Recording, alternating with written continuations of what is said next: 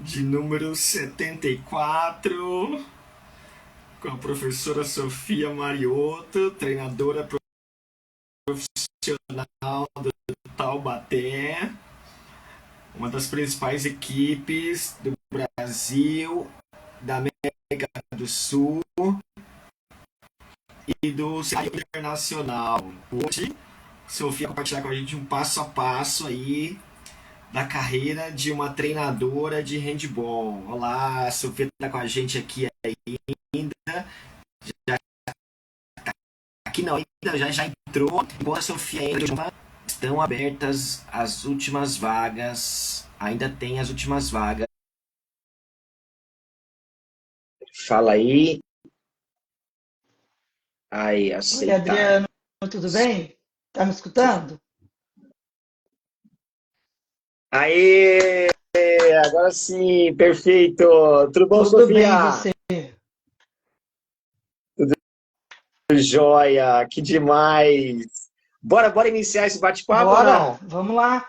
Você vai me falando se estiver dando certinho, retorno, som, essas coisas, porque eu não sei, para mim às vezes trava um pouquinho quando você fala. Tá. Então vamos lá. Pessoal, bom dia a todos, sejam muito bem-vindos. Bate-papo com o handbolista de número 74. Tivemos já 74 episódios onde convidamos celebridade do mundo do handball para estar aqui conosco, compartilhando aí as suas experiências, compartilhando as suas estratégias do dia a dia, para incentivar e a gente compartilhar ainda mais a nossa prática do handball. E hoje nós temos a Sofia Mariotto, treinadora de handball profissional do Taubaté, uma das principais equipes do Brasil e da América do Sul. E a Sofia vai compartilhar com a gente hoje um pouquinho de como que é a trajetória, como é que foi a trajetória dela, até chegar no Taubaté, como que é o trabalho que ela faz lá, né? Vai ter seletivo em Vai ter Taubaté, a gente mesmo. já está sabendo, né? Quem quiser participar, ela também vai compartilhar aqui como que faz para você participar lá e ser um atleta profissional de handball. Sofia, muito obrigado por você ter aceitado o nosso convite, estar aqui conosco essa manhã e compartilhar um pouquinho aí da sua trajetória, da sua experiência e compartilhar o seu tempo, que é o bem mais precioso que a gente tem. Obrigado por ter aceitado o nosso Imagina, Adriano, eu que convite. agradeço a oportunidade, né? Acho que é sempre bom a gente poder falar um pouquinho do trabalho, poder falar um pouquinho sobre handball, essa modalidade que a gente vive, né? A nossa vida e que merece um respeito, né? Um carinho especial. Então, acho muito bacana a sua iniciativa de promover o esporte, né? Através do seu canal, trazendo pessoas conceituadas do esporte, né? Que pode compartilhar muito do seu conhecimento. Obrigada pela oportunidade novamente. Valeu, show de bola. Galera, manda aqui no direct aqui pra gente manda aqui embaixo aqui para a gente estar compartilhando também.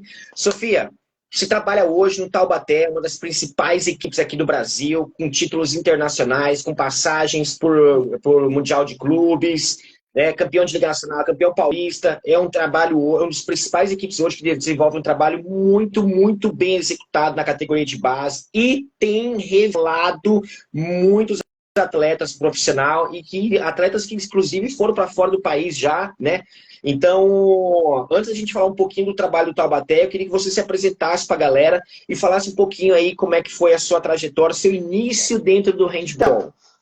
eu conheci o handball, acho que como todo mundo, na escola, né? E aqui em Taubaté, alguns anos atrás, tinha uma competição escolar muito forte, com muita participação de escolas e diversas modalidades. E eu jogava, né, pela escola que eu estudei aqui, o Ezequiel, e através do Ezequiel eu conheci o handball. E aí me apaixonei pelo handball, mas eu sempre fiz diversas modalidades na escola, né? Eu jogava basquete, vôlei, fazia parte de atletismo, tudo que aparecia eu estava dentro, né? Sempre adorei muito esporte. Então, na escola eu conheci o handball. Infelizmente, muito cedo eu tive a primeira ruptura de ligamento do joelho, isso com 15 anos. Aí tive que passar por cirurgia, tal, ficar aquele tempo de molho, né? E nessa época não tinha um trabalho de fisioterapia como a gente conhece hoje, né? Que reabilita o atleta de uma maneira efetiva, assim, vamos dizer, né? Que antigamente não tinham tantos recursos. E aí continuei praticando handball no período escolar. Porém, quando eu estava no último ano da faculdade, eu rompi novamente o ligamento. Falei, opa, peraí, né? Acho que o homem lá de cima está falando comigo, eu tenho que escutar ele, né? Segunda. Aí eu falei, agora já me formei, vou trabalhar, vou procurar outros caminhos dentro do handball. E aí eu comecei a trabalhar com handball. A início em escolas, né? Comecei a trabalhar com handball escolar. Eu vi até que você está fazendo a capacitação de handball escolar, pessoal, acho muito importante, né? Que é ali que a gente vai conhecer a modalidade. Então, eu comecei com handball escolar e em 2011 eu fiz um concurso para a prefeitura de Pinda, que é vizinha de Taubaté, né? E 2012 eu iniciei com treinamento em Pinda. Então, a princípio foi no escolar, depois que eu comecei um treinamento de equipes mesmo em Pinda. Então, tenho um carinho muito especial em Pinda, o Toniel, que está como treinador lá, está aí na nossa live, e continua um trabalho muito bacana lá, que foi a minha primeira oportunidade realmente de dar, né, de treinar uma equipe de competição.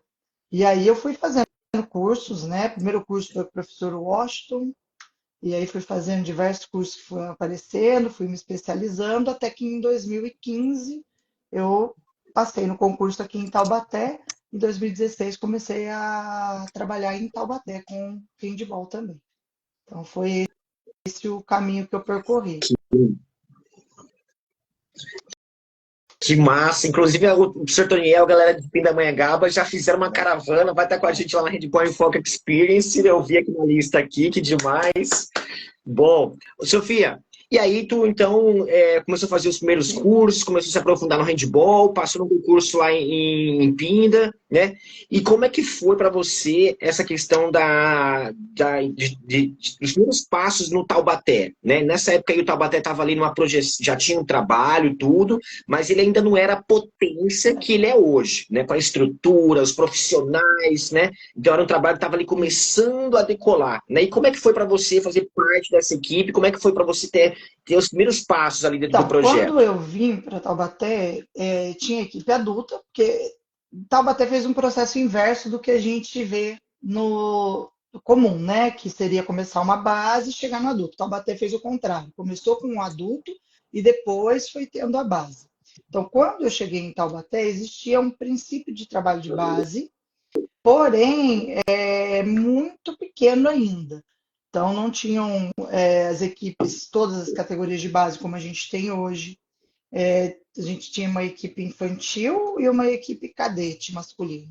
No feminino, a gente já tinha um trabalho de base, já existia no Taubaté, porque o feminino começou com a base, então existiam as categorias mais estruturadas, né? No masculino, não. E aí, ao longo dos anos, com algumas mudanças, né, de gestão política, e o nosso trabalho nosso projeto é vinculado à prefeitura, então a gente depende muito da parte política, foi melhorando a parte da base em Taubaté, foi construindo uma base em Taubaté, né? E aí começamos com infantil, cadete, mirim, e aí no ano de 2017 a gente teve o primeiro juvenil, o segundo juvenil, porque antes tinha tido um juvenil, mas não teve uma repercussão tão boa, não foi um momento tão bom ali para se criar um juvenil, né? Mas em 2017 a gente conseguiu ter novamente um juvenil, que foi uma experiência muito, muito, muito gratificante. Foi um juvenil que fez história, né? Até hoje, a nossa final de brasileiro é uma das mais assistidas no YouTube. Então, não se fala. E desse juvenil, hoje a gente tem Santista, que está aí brilhando na seleção, fazendo um grande mundial, Gui Torriani, o Pedro, que foi para a Espanha agora, o Washington, que também continua em Taubaté, RJ, que estava em Guarulhos, veio para Taubaté agora. Então, uma galera muito boa que continua jogando, né? Pindinha, que está na Espanha também, jogou nesse juvenil. Tem uma galera aí boa, de 2017. E a partir daí a gente só foi estruturando a base. Então, hoje, nós temos em Taubaté, no masculino, todas as categorias, e no feminino nós estamos até o juvenil. Show.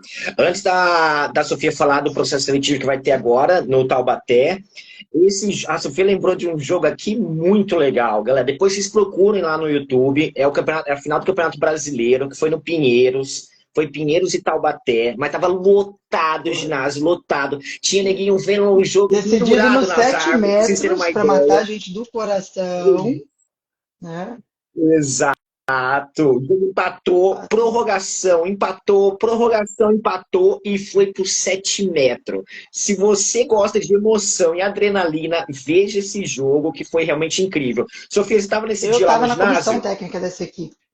Eu fazia, Conta pra gente um pouquinho como é que foi esse nossa, jogo, pra galera então, foi o sentir a meu primeiro adrenalina. brasileiro, né, em Taubaté. Foi o primeiro que eu participei de todos os brasileiros do juvenil até o momento, né? Então, que a gente disputou, porque 2017 até o ano passado, só teve em 2018 que nós não disputamos, o resto nós disputamos todos, né? E eu estava em todos. Esse jogo, nossa senhora, foi para acabar com a gente, porque a gente ficou no Ibirapuera e a gente falou já do Ibirapuera. Foi muito bacana essa história. E eu ficava, quando eu comecei, eu ainda estava ganhando experiência, né, numa equipe profissional, porque o juvenil já é um adulto, né? Assim, não com a mesma carga de cobrança, mas um nível técnico muito forte, bem semelhante ao adulto. Então eu estava ganhando experiência ali naquela época e eu estava na função de análise e de supervisão, né? Então eu fazia toda a programação dos meninos e a gente não tinha fisioterapeuta. Então eu também dava uma mãozinha ali na parte de fisioterapia com os meninos, né? E foi muito bacana porque a gente ficou no Ibirapuera e estava, se eu não me engano, estava tendo uma competição de vôlei feminino que era o Quatro Nações. E eu lembro que na véspera da semifinal, a gente voltou do jantar e os meninos queriam assistir o jogo. Eu falei, não, não, não, não tem jogo, não tem jogo, porque todos os jogos brasileiros muito pesados, né? Eu fiquei com dó deles, tadinho. Lembro da carinha do Santista, dos meninos pedindo para, pô, Sofia, você vai fazer isso com a gente? Eu falei, não, nós temos a semifinal amanhã, não dá, não dá. Aí a gente foi, seguiu o planejamento,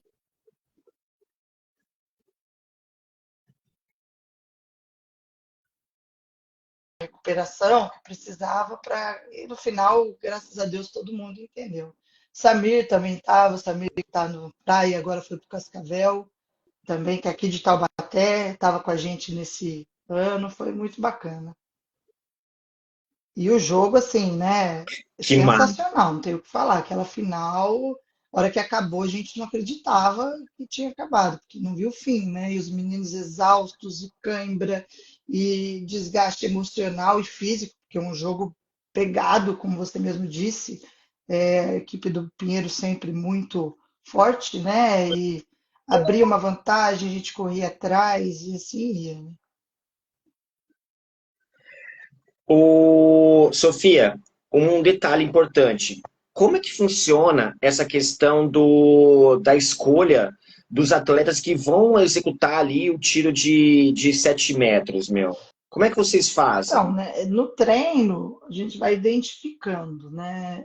Geralmente, a gente opta pelos pontas, né? Por conta da mudança no handball, né? Atual, o handball, hoje em dia, é um esporte de transição, né? A transição é uma coisa que evoluiu muito nos últimos tempos no handball. Então, pensando nisso, a gente tem que ter uma estratégia nessa hora dos 7 metros.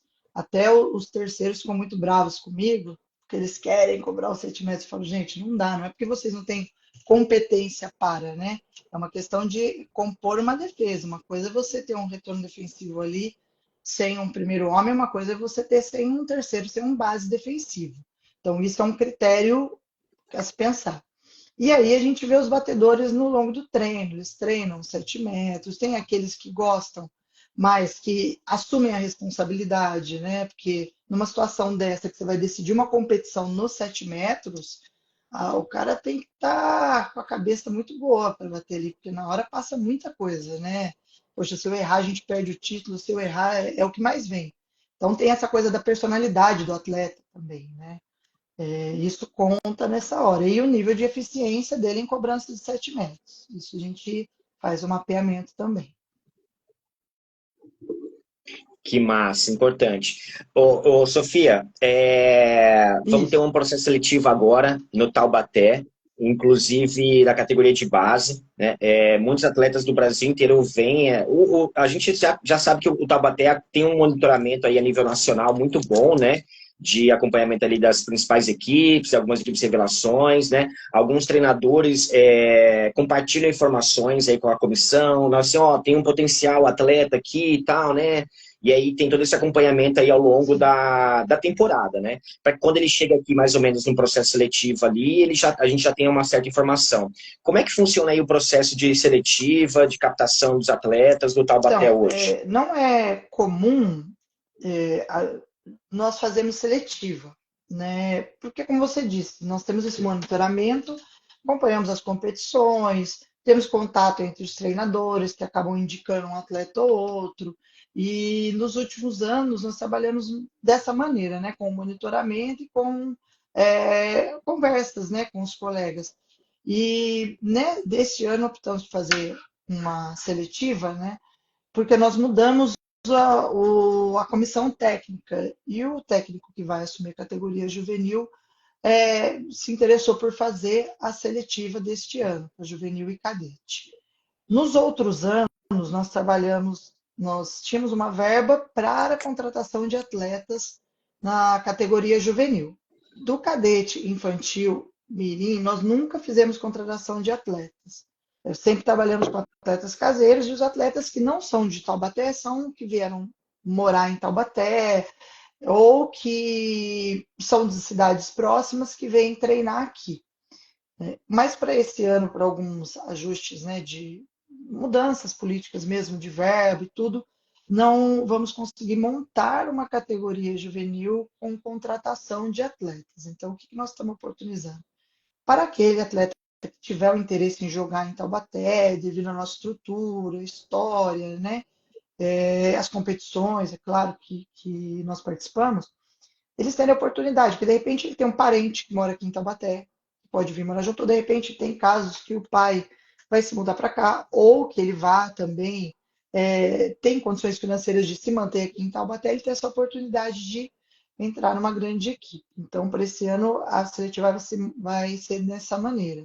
Né? Nós não temos alojamento para esse ano, para essa categoria, e nenhum aporte financeiro para custeio de uma bolsa atleta, por exemplo. Então, uma ajuda de custo, né, Adriano? Então, esse ano vai funcionar dessa maneira. O atleta que tiver interesse, ele pode vir e pode participar da seletiva, porque a gente recebe mensagens assim, do país inteiro. E até de muitos atletas aqui da região. E dali na seletiva nós vamos passar mais informações, mas na inscrição já está bem explicado, né, como vai acontecer, quais são, o que nós temos a oferecer para o atleta, para ele saber certinho, né, e não sair de longe sem pensando que vai ter um alojamento, alguma coisa do tipo. Mas na maioria das vezes é via esse monitoramento mesmo, Adriano. Show. Sofia, quando você começou a trabalhar com o handball ele tinha ali algumas ações do jogo um pouco diferente do modelo atual hoje, né, das principais equipes, do cenário internacional, né? Quais são os aspectos assim que você acha que mudou assim, principalmente em jogos da categoria de base, né? Em relação ao lá do começo quando iniciou a sua carreira e como é que você vê hoje ali o nível do handball, assim, das ações do jogo? O que te chama mais Então, atenção? o que eu percebo, Adriano, é uma organização melhor do jogo na categoria de base, que antigamente não existia, né? Hoje a gente consegue observar nas categorias de base algo mais tático, entendeu? Uma evolução tática nas categorias de base. Antes sobressaía aquele atleta que tinha uma qualidade técnica melhor, vamos dizer assim. Né? Atualmente, só isso não é suficiente. Atualmente precisa a parte tática também ser desenvolvida. É claro que respeitando a faixa etária, respeitando o tempo do atleta, né, de entendimento do jogo, não priorizar a tática ou a técnica, mas fazer um trabalho conjunto com ambas, né, e que respeite isso, respeite o desenvolvimento do atleta. Isso é o principal. Hoje em dia eu vejo uma preocupação maior com isso, um conhecimento sobre o desenvolvimento do atleta, em que faixa de desenvolvimento ele está, o que ele consegue absorver nesse momento, para não sobrecarregar com informações, né? Às vezes, antigamente era muito um copia e cola. Deixa eu ver o que está fazendo ali, deixa eu trazer para cá. E não tinha essa adaptação para o meu elenco, adaptação para a fase de desenvolvimento do atleta. Não tinha esse conhecimento tão fácil. A gente mal tinha transmissão de jogo, né? Então você não tinha um acesso tão grande. Hoje em dia nós temos várias palestras, pessoas falando mais sobre isso. Então eu vejo essa mudança na base, né? De parte tática do jogo. Parte técnica sempre foi trabalhada, não vi grande mudança técnica, até porque é o que eu falo para os meninos, né? Não dá para a gente inventar handball já foi inventado. Então, passe é passe aqui, ou na China é passe, não vai mudar. Você não, eu brinco muito com os meninos, eu falei, você já, quer dizer, às vezes, né, pô, você já viu, olha, nossa, mas fulano joga muito, falei, tá, ele dá 2 mortais e arremessa pro gol, aí você vai me impressionar, porque eu nunca vi ninguém fazer isso, né? Agora, ele dá 3 passadas igual você e arremessa pro gol. A diferença é que ele faz com uma qualidade melhor. Essa é a diferença, né? E aí, hoje em dia, para sobressair na categoria de base, o que eu vejo é a sua inteligência de jogo, a sua inteligência tática, o seu entendimento de jogo. Não é só mais a técnica, como era antigamente, né? Ou força, ou etc. É claro que a força, a técnica são importantes, né? Mas a inteligência tática é o que faz o diferencial hoje, na minha opinião. Show. Sofia, a gente já vai ter a Handball em Foca Experience, né, o evento presencial, e tu vai falar um pouquinho lá dessa questão da parte defensiva, né, como uma forma de escolher os Isso. atletas, como posicionar ele, como organizar ali o seu sistema defensivo no geral, né. Pensando nesse tópico, é um tópico extremamente amplo, que a gente poderia ficar aqui Sim. umas 15 horas só discutindo sobre o sistema defensivo. Eu queria que você falasse um pouquinho aí do que você vai abordar lá na Handball em Foca Experience, o pessoal aí já ir se preparando, né, já preparando as perguntas, né, para a gente estar discutindo lá e fazer um Então, belo de um Adriano, evento. a parte defensiva é a minha paixão. Eu adoro defesa. Acho que eu vou na contramão. A maioria gosta do ataque, eu gosto da defesa.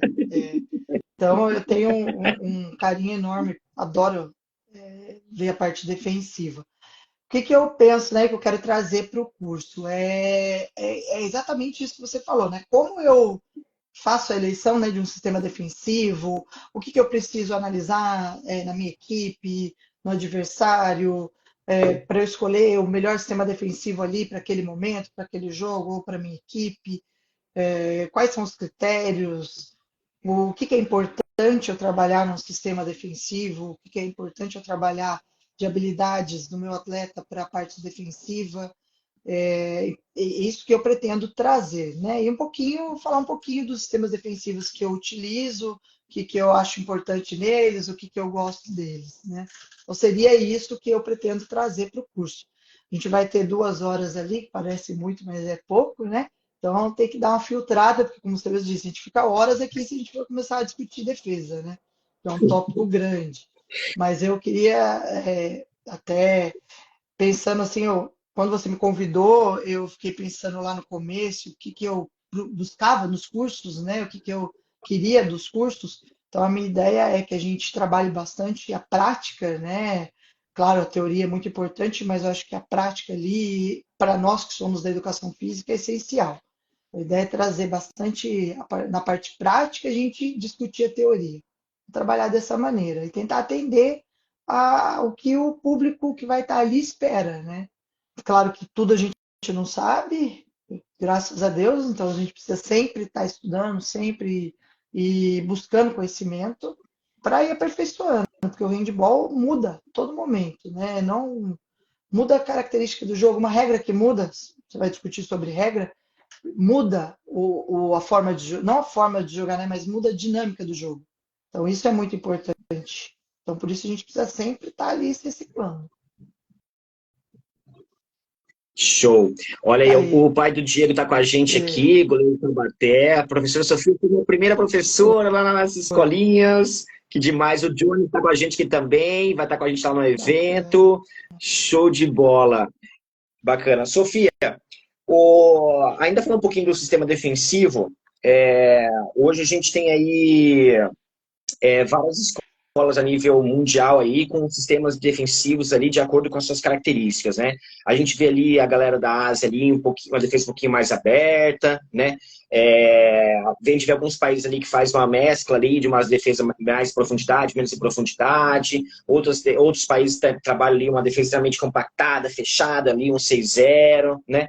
Eu queria que você falasse assim, o que você vê assim aqui no Brasil, qual é uma tendência, como que a gente está aqui em sistema de defesa, você acha que a gente consegue mexer alguma coisa? Como que você entende assim? O que você quer compartilhar com a gente em relação ao sistema defensivo assim no geral, meu? Quais são suas perspectivas assim que você acha que Então, vai acontecer? eu, Compartilha com a eu gente. vejo, Sandra, eu sou bem crítica com as coisas, tá? Então pode ser que muitos não concordem com o que eu vou falar aqui, mas eu acho que aqui no Brasil a gente precisa evoluir um pouquinho a questão do nosso pensamento, porque nós temos uma mania de adotar o que o outro diz que é certo. E assim, não estou aqui para discutir quem é o dono da verdade ou não, porque eu acho que não existe o dono da verdade, né? Eu acho que cada momento é um momento, mas o que eu vejo é assim, aqui no Brasil, com a vinda do Jordi, que trouxe um ganho muito grande para o handball, isso não tem como a gente negar, né? Que a experiência de tê-lo aqui como técnico da seleção foi muito, muito, muito boa para nós. Só que eu acho que a gente ficou muito preso a isso. Então, o que o Jordi fez é o certo. Não, eu acho que o que ele fez foi muito bom, continua sendo muito bom, é um técnico de um nível que não tem nem o que discutir, né? Mas eu acho que a gente precisa pensar com a nossa cabeça também e analisar. Para esse momento agora ainda é muito bom ou não? Porque a gente viu, né, recentemente, não nesse Mundial, mas em outros momentos, uma Dinamarca que marcava 6-0 marcar um 3-3 com um cara de 3 metros de altura. Entendeu? E uma coisa que quem fazia era a Coreia, né? Que vinha com o sistema defensivo 3-3. Então, as coisas vão mudando. Eu acho que a gente também tem que participar dessa mudança, fazer um estudo, uma análise, né? Do elenco que nós temos, quais as necessidades, como nós vamos adaptar esse elenco. Lembrar que, sim, no caso de seleção, a gente tem que entender que o atleta vai estar ali aquele tempo curto com o treinador, só que ele vem com uma bagagem do clube muito grande. Então, aproveitar isso que ele traz do clube, que também não adianta a gente querer inventar moda, né? Mas eu acho que se abrir mais para as possibilidades. E não determinar, tem que ser assim, porque é assim, ponto. Porque, assim, eu tive a oportunidade de fazer 2 cursos na Espanha. Eu fiz o nível 1 e fiz o nível 2. E em nenhum momento, né, não existe receita de bolo. É esse ponto. Eles falam isso o tempo inteiro. E eu fiz o da IHF, que teve agora no Pinheiros, ano passado, a licença C. Né? E até o professor Rolando, que foi o nosso professor lá no curso, falou a mesma coisa. Não tem isso ou não. Existe isso. Agora você precisa analisar é, o que mais se adapta ali para a sua equipe, né? O que mais atende a sua equipe. Em questão de Brasil, pelas características, nós não temos uma característica genética de um país nórdico, como a Dinamarca, né? Que tem altos, fortes. O nosso time, o nosso país é uma terra de ligeirinhos, né? De jogadores ágeis.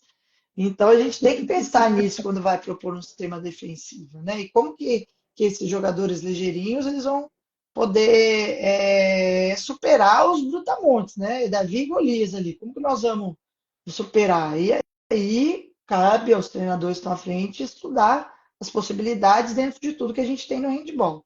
Então eu penso assim, não bato aqui o martelo, nós vamos futuramente ter um sistema único 6-0 no Brasil. Tá, mas eu não tenho jogador para isso. E aí, como é que fica? Entendeu? Então eu acredito muito nisso, sabe? De um estudo e entender o momento, naquele momento, que é a melhor situação, né? A Espanha já transitou para um sistema 6-0, um sistema 5-1, do 5-1 voltou para o 6-0 novamente, porque qualidade técnica que ela tem hoje, quem ela tem ali hoje, né? Assim como a Dinamarca estava num 6-0 e foi para um 3-3.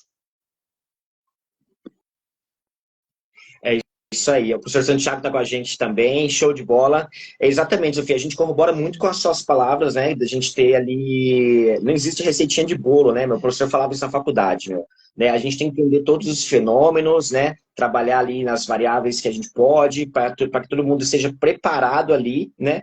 Para que quando a gente for precisar adotar algum sistema, a gente esteja ali de acordo com aquilo que foi treinado, né? Então, a gente tem que realmente levar em consideração os nossos aspectos físicos, técnicos, táticos, nosso modelo de jogo, nossa carta de jogadores, né? E aí a gente cria ali realmente, trabalha, planeja, né? Para a gente atingir ali um tal objetivo em cima das variáveis que a gente vai estar escolhendo ali, né?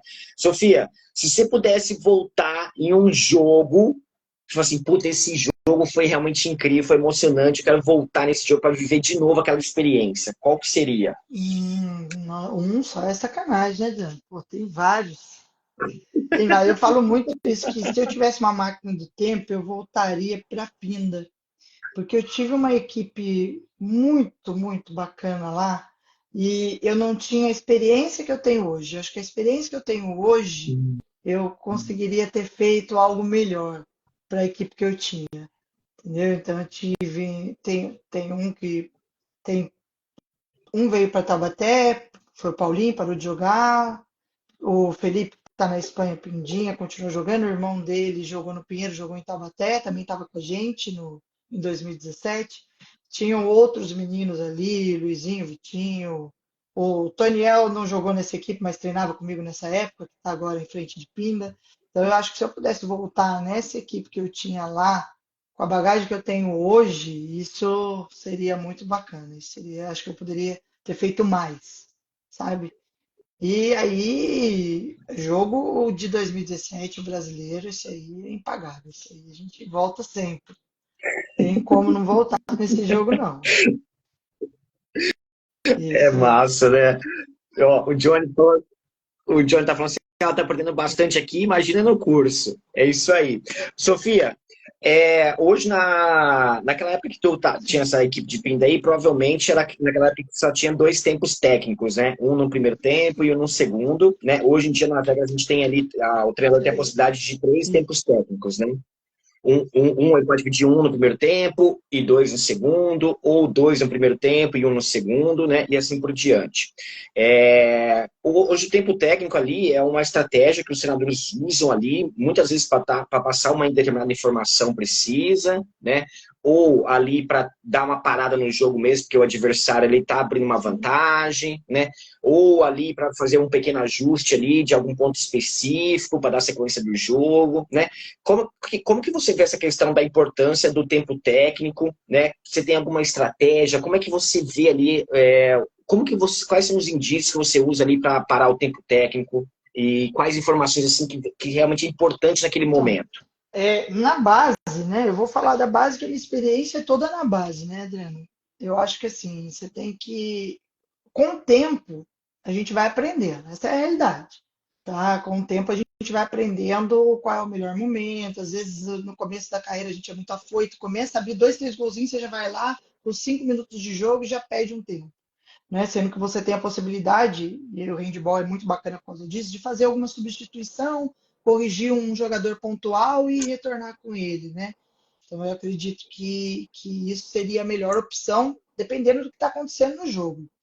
Acho que um tempo técnico de cara, no começo de jogo, seria se abrisse uma vantagem de uns 4, 5 gols, assim, a equipe inteira perdida ali, aí você teria que intervir naquele momento, porque trocar a equipe inteira no começo do jogo é muito difícil.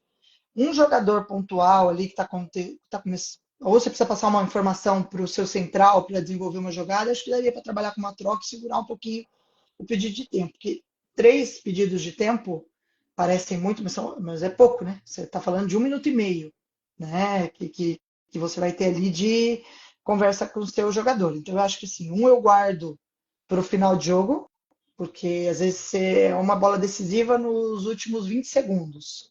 Então, esse eu seguro, que é o terceiro. O primeiro tempo eu vou ver no andar do jogo, né? Se eu preciso realmente fazer, ou de repente, se eu preciso parar um pouquinho, eles precisam respirar, tomar uma água, às vezes a gente precisa usar um tempo técnico para isso também. Né? A gente jogou o brasileiro ano passado no Mato Grosso do Sul, um calor infernal.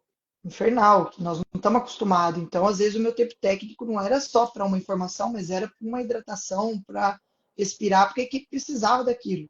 Então, a gente tem que ter essa visão também, né? Mas seria para fazer essas correções realmente que você falou.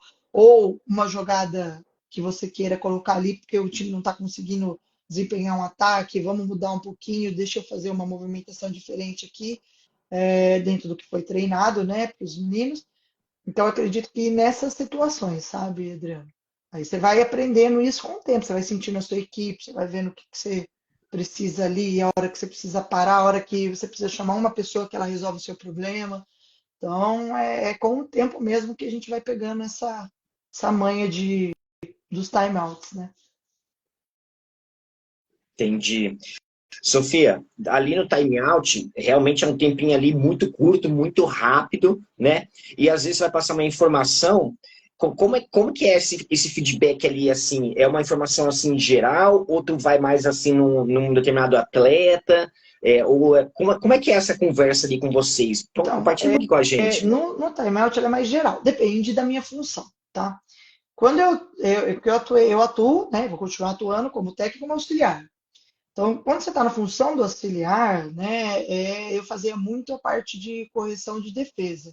E daí os técnicos que eu trabalhei gostavam mais de ataque, entendeu? Então eu chegava num jogador pontual e fazia alguma correçãozinha ali, né? Agora, quando você está de técnico, aí é uma informação mais abrangente, né? Você vai corrigir alguma ação que está acontecendo ali que não está satisfatória, ou até um feedback positivo, ó, mantém tal ação que está boa, parte defensiva ajusta aqui, ó, vamos buscar um pouco mais de transição, mas num global, né? São as informações globais ali.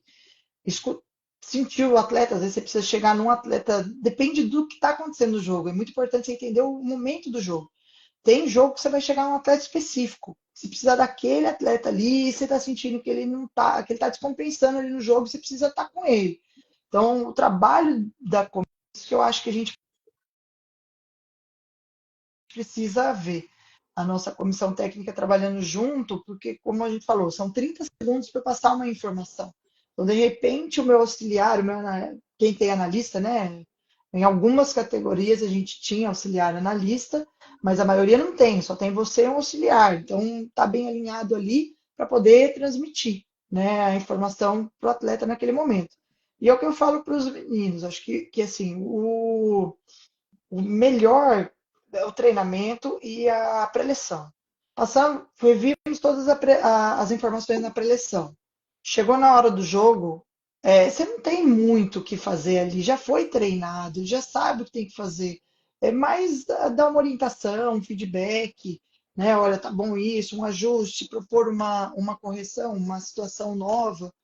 É isso, porque o que tinha que ser feito já foi, entendeu? Sofia, manda um abraço pra galera da família do Diego lá, tia da cantina, tá acompanhando a gente aqui. Se eu não mandar, elas me matam. Essas mães aqui são maravilhosas. Um abraço para Thalitinha, as Camilas. A mãe é da mãe do Diego. Uma Camila é mãe do Diego, a outra é do Isso. Marquinhos. Elas, nossa, isso é importante, né? Vou fazer uma pausa no nosso bate-papo, mas eu acho que assim, a gente vive uma modalidade, né, Adriano, que não tem um valor assim, como tem um futebol, um vôlei, né? E nós dependemos muito de todo mundo que está dentro do processo, né? Os pais são muito importantes no processo, os atletas. Eu sempre falo assim, quer ajudar? Pode vir. Se é para ajudar, tá todo mundo junto, né? Então, as mães da cantina, a Camila, a outra Camila é mãe do Marquinhos, que foi para o Pinheiros e continua ali ajudando a gente. É muito legal essa relação de amizade que a gente cria, né? Thalita veio do Mato Grosso do Sul para morar em Taubaté, para o filho jogar em Taubaté, e virou uma parceiraça nossa ali no projeto. Então, são relações que a gente cria, que o handball nos oferece, né? Que são muito valiosas. Então, um grande abraço aí para Thalita, Camila e Camila, as tias da cantina. Quando vocês forem para Taubaté, passa na cantina que vocês não vão se arrepender, que elas são maravilhosas. Eu amo Isso aí, salgados lá, faz é muito bom. propaganda, Adriana, nossa cantina. Ir lá e não comer Não o tem salgado como. não tem como. Ô, Um abraço a todo mundo aí. Ô, Sofia, o Marcão aqui, ó, colocou uma mensagem incrível. Consegue ver aí Sim, no consigo, eu tô chat, não? acompanhando aqui pelo notebook, Adriano. Tô vendo Marcão, pai do Bento, nosso atleta aqui hoje, cena infantil, também tá junto com a gente, grande parceiro nosso. É, ele falou que excelente profissional, né? E resgatou a lembrança lá do começo da carreira, e isso é muito significante para o desenvolvimento pessoal e profissional. Muito legal a mensagem do Marcão aí, show de bola. Sofia, hoje a gente está vivendo aí numa era, né, onde com a internet que a gente consegue assim facilmente acompanhar os jogos do Mundial, consegue facilmente fazer uma formação online, né? A gente tem hoje acesso à informação de uma forma muito mais tranquila do que era antes, né? E você fez duas formações na Espanha, que é uma formação assim extremamente clássica, extremamente importante, que muitos profissionais do mundo inteiro fazem, né? E eu queria que você falasse como é que foi um pouquinho a sua experiência de fazer um curso fora, ter uma interação ali com outros professores, né? Compartilha pra gente como é que Sim. foi. O nível um, né, Adriano? Para quem não sabe, né, a Espanha, vou explicar um pouquinho como funciona, né? A Espanha, como outros países, né, e agora aqui no Brasil com esse curso da IHF, acredito que vai crescer isso também. Diferente do Brasil, você não pode só ter a formação de educador físico para atuar, né? Você precisa ter uma licença para atuar como técnico em todas as categorias. Isso acontece na Espanha, a Argentina já tem também, os outros países também, Noruega, Dinamarca, França, Portugal, etc. Essa formação, né, é uma habilitação para treinador, e a primeira eu fiz na pandemia, em 2020, que foi o nível um, que me habilita para pré-mirim, mirim, infantil, escolinhas, né? E é uma formação muito bacana, porque é como se fosse uma pós-graduação mesmo. Você tem uma carga grande de disciplinas e é bem completa. Você tem primeiros socorros, não é só o handball, você tem a parte legislativa, né, para ser treinador, como que é a lei lá na Espanha, isso a gente estuda também. A parte de preparação física, a parte psicológica. Então é bem amplo mesmo o curso. E é uma exigência grande, porque você tem os trabalhos para fazer em outro idioma, então você acaba estudando. Eu não tinha conhecimento do espanhol, acabei gostando pra caramba e continuo estudando até hoje a língua. E foi muito bacana, né, essa troca de experiência. Porém, não tive a parte presencial, por conta da pandemia, foi só online. Já no ano passado, em 2024, não, 2023 que eu fiz, foi 2023 que eu fui para a Espanha. Em 2023 eu fiz o nível 2, porque como eu sempre atuei com cadete juvenil, o nível 2 abrange essas categorias. Então eu sempre quis fazer até o nível 2, né? E aí eu tive a parte prática, presencial, que foi muito bacana, assim. O que que eu acho muito interessante, Adriano? Às vezes a gente pensa, acho que acontece com mais gente, não só comigo, que nós às vezes não sabemos muito bem, não estamos tão preparados, né? Não temos tanto conhecimento assim. E aí você vai para um curso e ele certifica que você tem esse conhecimento, né? Porque tudo que foi conversado, tudo que foi comentado no curso, né, foi abordado, são coisas que a gente já faz. Não tem nenhuma novidade, né? Tem visões diferentes, né, que é muito bacana, mas o trabalho é o mesmo. Os exercícios são os mesmos, a dinâmica é a mesma, então não tem uma novidade. Aí você vai para o curso, nossa, eu vou ver uma novidade. Não, você não vai ver uma novidade, mas você vai discutir handball por um mês. Isso é muito rico, né? Isso é essa troca de experiência, analisar um jogo. Às vezes o que você enxerga, o outro não enxergou, e o que o outro enxergou, você não enxerga. Então, isso eu acho que foi o mais valioso do curso, né, em si, de ter essa troca de experiência. E a mentalidade, isso que eu acho, é muito diferente a mentalidade. Eles não vêm com uma receita de bolo, uma verdade única. Eles trazem opções, eles mostram o que eles fazem. E a organização que a Espanha tem, né? Isso eles têm, eles seguem muito a questão de conteúdos, né? Isso é em toda a Espanha. Então, se eu fiz o primeiro curso pela, pela Federação Madrilenha e o segundo eu fiz pela Valenciana. Isso indifere. Se eu fizer em outro lugar, terceiro nível, é a mesma coisa. E isso eu acho muito bacana, que a gente não consegue fazer aqui no Brasil. A gente não tem uma padronização, né, do que se deve aplicar em determinadas categorias, o que eles têm lá. Então, isso eu acho foi o que mais chamou atenção. Né? Agora também tem o lado negativo, né? A gente tem muita coisa que eles também não têm lá. Espaço de quadra inteira para trabalhar, não é todo lugar que tem. Às vezes o salário é bem diferente. Tinha pessoas que estavam fazendo curso comigo que ganhavam 200 € mês, 200 euros mês, né? Para treinar uma equipe e pré-competição e tudo. Né? E se a gente for comparar, não dá para nada. Então, acho que também enxergar, às vezes a gente vai com uma ideia de uma realidade totalmente diferente, né, que é muito melhor e nem sempre é. Então, acho importante também a gente voltar a dar valor ao que tem. Ô, Estou Sofia, o vendo Jones aqui. perguntou aqui, e como é que foi o processo para você Então, fazer esse curso? se você entrar, Jones, até depois eu passo para você, Adriano. No Aham. site da Real Federação Espanhola, você consegue entrar nas comunidades, né, autonômicas, que são as federações. Vai ter um agora que eu vi, só não lembro qual a região, do nível 1. E você se inscreve, você vai mandar a sua documentação para eles verem que você tem o mínimo, porque você tem que ter 16 anos e o ensino fundamental, se eu não me engano, que é o ESO deles. E aí você vai mandar a sua documentação, eles aceitam alunos estrangeiros, vai pagar a taxa de inscrição no curso e eles agora estão trabalhando com híbrido, então eles têm uma parte teórica online e depois um período que é prático. E aí você vai para a Espanha e faz. Mas eles têm a plataforma deles de ensino, você ganha acesso à plataforma e a partir dali você consegue fazer os cursos, a maioria via Zoom. Então é bem tranquilo, é bem fácil, não tem nenhum critério de seleção. Você fez a inscrição, a única coisa é que às vezes você esbarra no. Eles têm um mínimo de inscritos para a realização do curso. Às vezes isso eles não conseguem alcançar, entendeu? Aí acaba cancelando o curso, faz a devolução do dinheiro, mas é nesse esquema mesmo.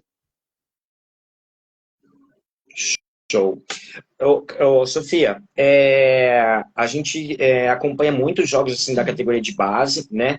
E aí a gente vê que cada equipe ali tem uma logística interna, né? Em virtude do espaço, em virtude de toda a programação, né? Compartilha pra galera como é que é a programação, por exemplo, do cadete, do juvenil de Taubaté. Eles treinam quantas vezes? Eles têm treinos específicos? Como é que é a rotina da garotada aí da base? O cadete treina 4 vezes na semana. A gente não. Às vezes, específico o que você disse, questão de academia, Adriano. Treino de Não, a gente. força, ou tem a galera que é, vai e compra no cadete, nós físico, fazemos tudo na tudo na quadra. fibra. Né? Infantil, cadete, fazemos o trabalho na quadra. O juvenil tem o trabalho na academia. O juvenil tem um treino de academia. E o juvenil treina de segunda a sexta. Né? Então, nós temos esse trabalho já com o juvenil. O cadete, infantil, mirim, eles têm um trabalho físico, novamente adaptado à idade e ao desenvolvimento, feito na quadra. Feito em quadra. Então, esse trabalho a gente faz assim no Taubaté, né? Juvenil, júnior, adulto faz o trabalho na academia.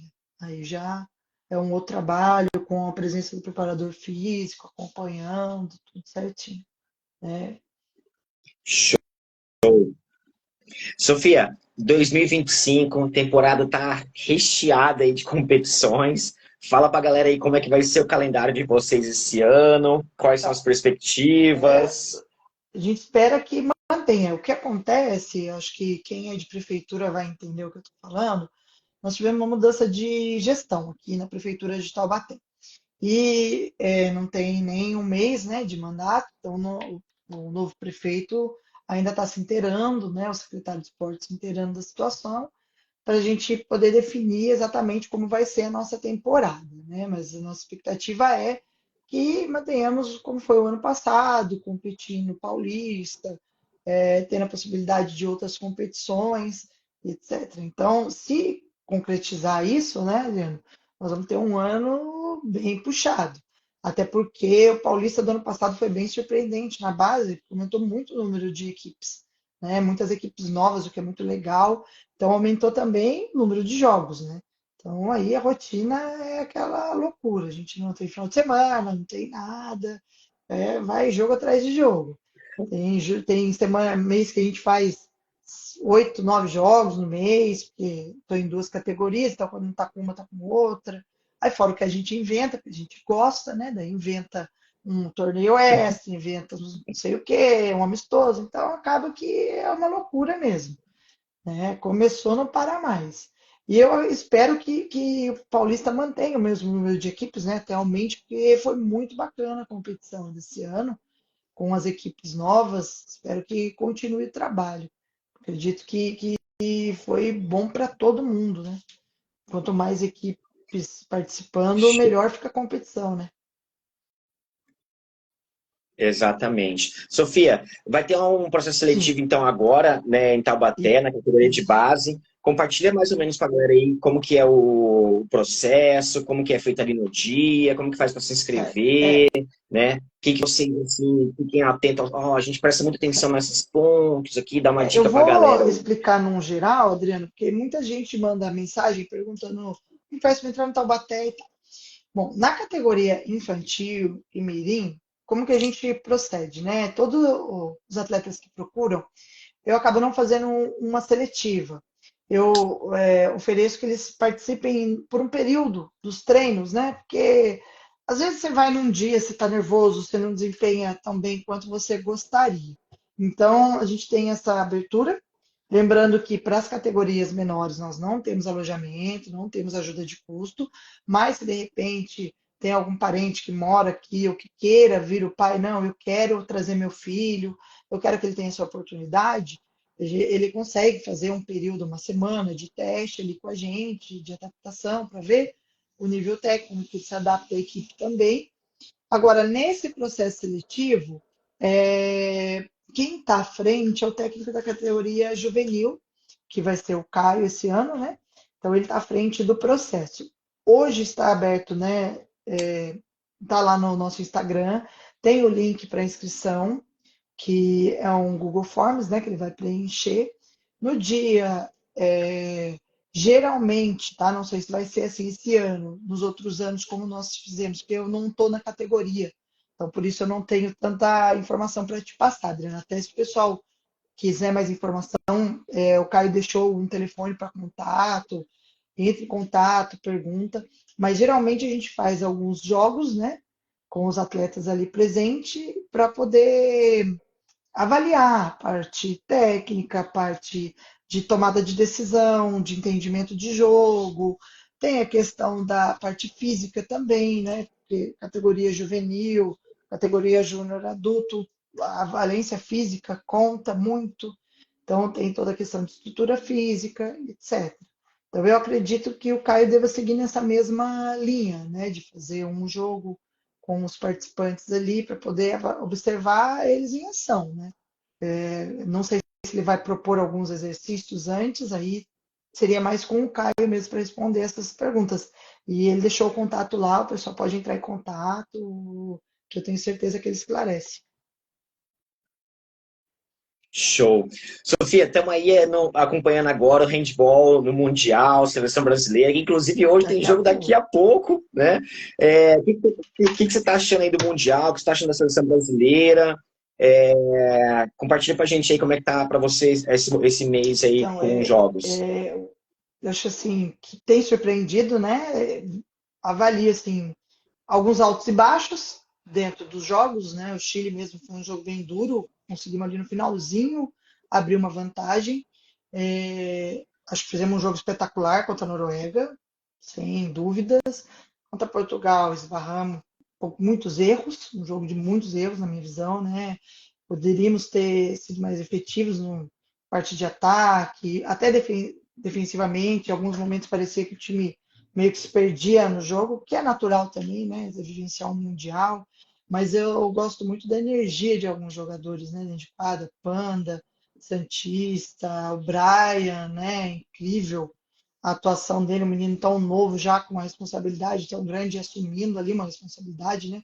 Então eu acho que o elenco traz essas caras aí novas, né? Mas que dão uma energia a mais pro time. Então eu acho que vem vindo bem, a gente pode surpreender aí na competição se a gente conseguir controlar um pouquinho essa oscilação, né? Porque principalmente contra as equipes europeias, né? Os brasileiros, os latinos são mais emocionais, os europeus são mais gelados, né? Então eles são mais contidos, vamos dizer assim.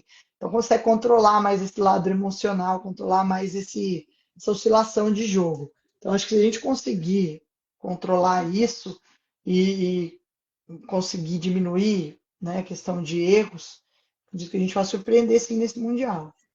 Né? Show. Sofia, estamos chegando aqui na reta final do nosso bate-papo e poderíamos ficar aqui mais umas 15, 20 horas conversando. Tem bastante pergunta que a galera mandou. Eu queria que você convidasse a galera aí, falasse um pouquinho lá de como vai ser o seu workshop lá no Handball Foca Experience, para dar um review assim do que a gente vai estar abordando lá e convidar a galera para estar Então, participando aí. pessoal que está na live, ouvindo, acho que é uma grande oportunidade. Né? Inclusive, até quando o Adriano me convidou, eu falei para ele, Adriano, posso participar de tudo? Ele pode, claro. Eu falei, poxa, sempre é uma oportunidade para a gente aprender. Eu vou estar os 3 dias lá, estou à disposição para a gente conversar, o pessoal que for curso, né, o tempo que estiver lá, trocar figurinha, porque é importante, a gente sempre tem o que aprender com todo mundo pode trazer algo, alguma informação importante, né, algum conhecimento importante. Acho que é uma oportunidade riquíssima, porque os profissionais maravilhosos vão compor,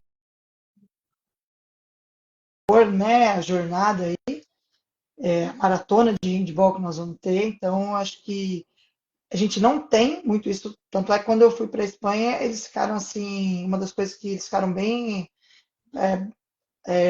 espantados, né, de eu sair do meu país para fazer um curso, né?